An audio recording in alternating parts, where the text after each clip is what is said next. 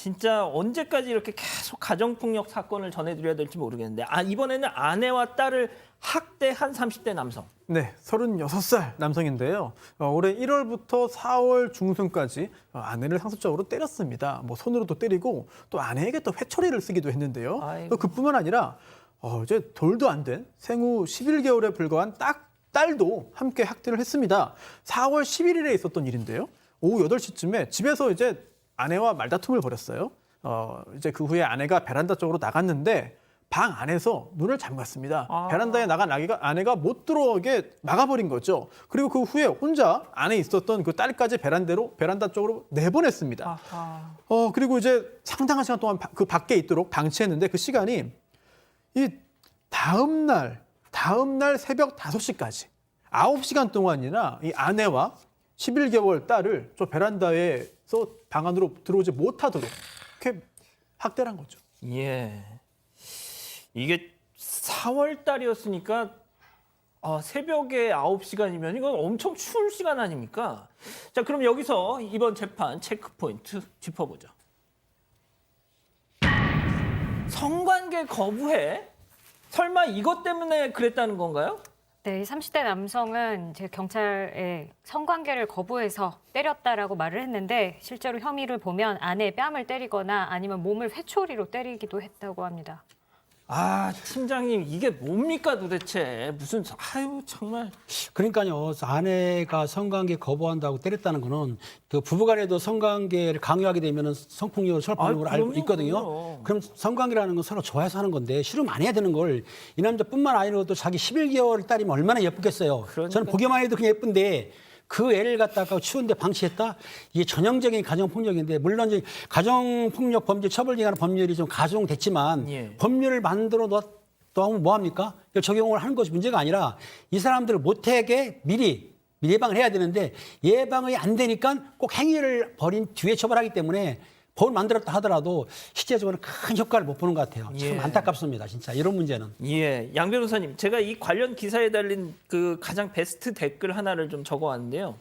저런 인간이 육아를 도와줬을 리는 만무하고 생후 11개월이면 아이가 칭얼대서 잠도 제대로 못 자고 하루 종일 그러니까 아내는 시달려서 성욕이고 뭐고 그냥 잠이라도 푹 자보고 싶은 게 소원일 텐데, 응?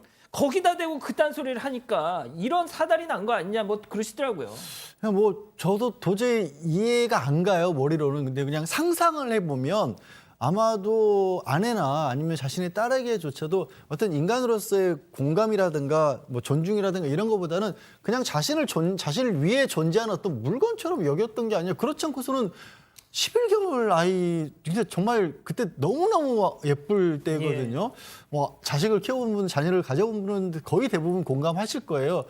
불가능한 일이에요. 일반적인 사람이라면. 그렇죠. 불가능해요. 저 어떻게 저 11개월 아이를 베란다에 둬요? 예.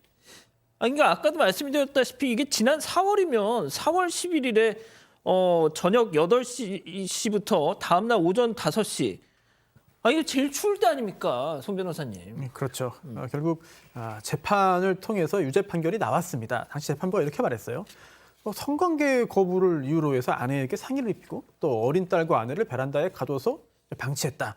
사회적인 비난 가능성이 크다고 봤습니다. 그러면서 징역형이 불가피하다고 봤는데, 하지만 징역 8개월형을 선고하면서도 집행을 2년간 유예했습니다. 당시 이렇게 징역형이 불가피하다면서도 벌금형 외에 처벌받은 전력이 없다는 점, 또 잘못을 인정하고 있다는 점 등을 두루 고려해서 결국 모든 양형 요소를 참작해서 징역형의 집행 유예를 판단했습니다.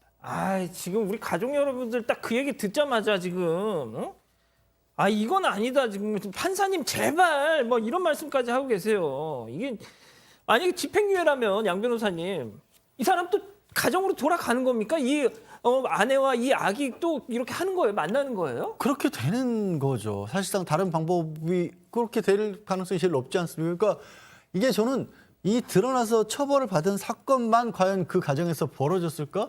아닐 가능성이 훨씬 높다라고 봅니다. 다시 한번 말씀드리지만 저는 이게 11개월 난 아이를 밖에 내보내서 9시간 동안 있게 한다는 그게 상상으로도 잘 안 가는 거거든요. 그래서 이 가정폭력과 관련해서 저도 거듭 이 자리에서도 말씀드리는 게 제발 그런 경우에 처벌 안 해도 좋다. 근데 그 집에 돌아가지 않게 좀 조치를 그러니까요. 취해야 되는 거 아니냐. 이 사람이 확실히 반성을 하고 아 내가 정말로 무슨 일을 저질렀고 다른 사람들은 왜 나에 대해서 이렇게 사회적으로 비난하는지를 확실히 이해하고 정말로 집에 돌려보내도 아내도 아이도 안전하다는 게 검증이 될 때까지는 집에 못 들어가게 해야 될 거 아니에요. 그러니까요. 그냥 집행유예를 하면 이건 좀 벌의 문제가 아니에요. 저는 굉장히 심각한 사안이에요. 예. 야, 자 그런데 백 기자 비슷한 사건이 또 있었어요. 네, 불과 지난 5월에 인천에서 있었는데요. 고기를 굽다가 아내랑 말다툼이 일어났는데 아내에게 고기를 굽던 철판, 유리컵, 부러진 상다리 던졌다고 합니다. 그리고 또 주먹과 발로 얼굴을 때리기도 했는데 결국 2주 치료가 필요한 뇌진탕과 다발성 타박상을 입었습니다. 당시에 현행범으로 체포됐는데 경찰관도 때렸다고 해요.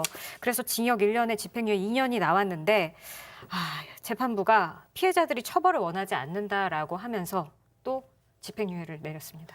팀장님, 제가 팀장님 안 계실 때 이런 말씀을 드린 적이 있습니다. 우리 가족 여러분들한테. 그 경찰관이 현장에 출동해서 폭행당한 사건, 네. 공무집행방해로. 네.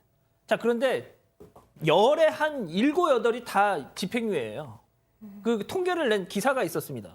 그래서 왜 이렇게 이 경찰관들이 현장에서 얻어맞는 거에 대해서 사법부가 이렇게 솜방망이 처벌을 내리는지 모르겠다 이런 지적이 있었거든요. 그런 지적은 옳죠. 왜냐하면 사실상 공무집행 방해하는 거는 강하게 처벌해야 되는데 이게 사실 두 가지입니다. 공무집행을 방해했을 때 그 공무집행 방해당한 피해자가 합의를 할 경우는 사실은 집행유예를 해줬어요. 또 하나 뭐냐면 특수 공무집행 방해를 해가지고 공무집행 방해할 때 맨손이 아니고 흉기 들었을 경우는 구속을 시켜가지고 형을 때리는데 그 흉기 같은 걸 안 들게 되면 재판부에서 상당히 온화하게 처벌하는 이유는 그 본인들이 변명도 하지만 또 변호사분들이 또 능력이 좋지 않습니까? 그러다 보니까 잘 설명해가지고 사실상은 강하게 처벌해야 되는데 집행유예하는 경우가 있어요. 예. 그 때문에 저희 경찰 입장에서 볼 때는 공무집행 방해하는 사건은 합의했다 하더라도 일단은 형을 좀 살았으면 싶은데 그러니까요. 그나마 지금 갈수록 좀 이렇게 언론에서 자꾸만 떨어지고 있으니까 실제적으로는 재판부도 앞으로는 좀 더 강하게 처벌하지 않을까 싶습니다. 예. 변호사 얘기할 때 양쪽에 계신 이 두 분 변호사님이 약간 좀 아니 변호사님들이 어떤 범죄라도 그걸 이제 도와줘야 되지 않습니까? 그러니까 충분히 그런 능력도 있던 분들이 능력이 있으면 그만큼 또 이익을 본다는 얘기죠. 제 말은. 예. 변호사님들 비난하는 건 아닙니다. 기분 안 나쁘시죠? 아니, 변호사가 이렇게 재판받는 피고인을 변호할 때도 있지만 또 피해자를 대리해서 고소 대리하는 경우도 있고 그래요. 그렇죠. 저희는 어느 입장에 서는지에 따라 최선을 다할 뿐이죠. 그렇습니다. 예, 알겠습니다.